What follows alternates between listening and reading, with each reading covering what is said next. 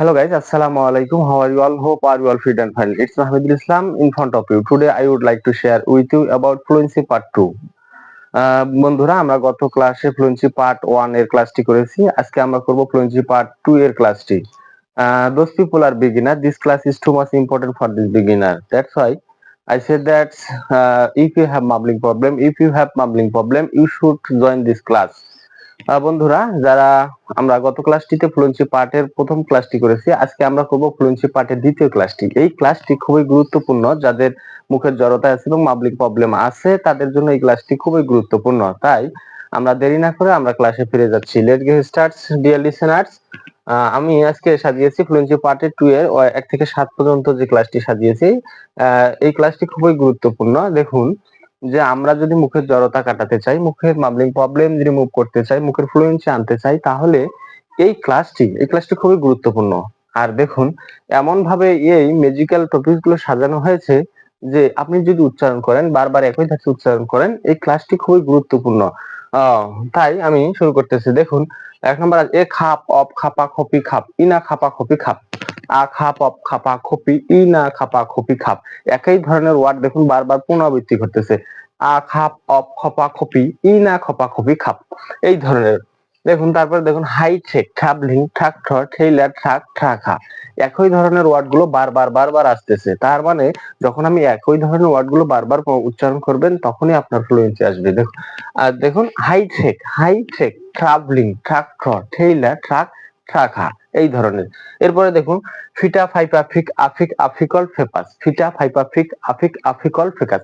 একই ধরনের আমরা এর আগে পি এর উচ্চারণ শিখেছি, অর্থাৎ আমাদের আজকের এই ক্লাসটিতে সমস্যা হওয়ার কথা নয়। তারপর দেখুন pickpocketing in a public transport phone pickpocketing in a transport portrays a painful picture, এই ধরনের।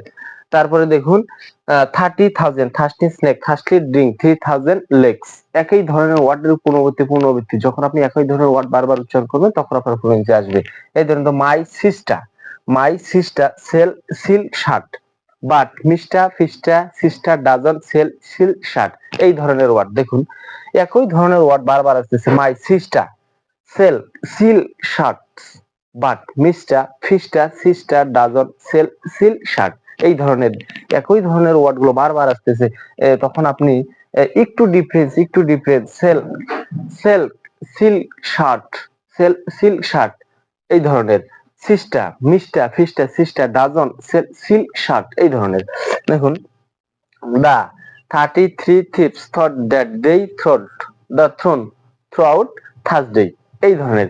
একই ধরনের ওয়ার্ড গুলো আসতেছে। দা 33 thieves thought that they throughout Thursday, এই ধরনের ওয়ার্ড গুলো আসতেছে বারবার।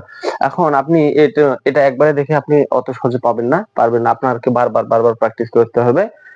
We know that make a man perfect for a good result. আপনি যখন প্র্যাকটিস করবেন, practice make a man perfect for a good result. আপনি যখন একই ধরনের সেন্টেন্স গুলো, একই ধরনের ওয়ার্ড গুলো বারবার প্র্যাকটিস করবেন, প্র্যাকটিস করার পরেই আপনার এই 1 থেকে 7 পর্যন্ত যে নাম্বারিং করা আছে এগুলো আপনার তখনই আপনার আর মুখে আসবে। তাছাড়া আসার সম্ভাবনা খুবই কম।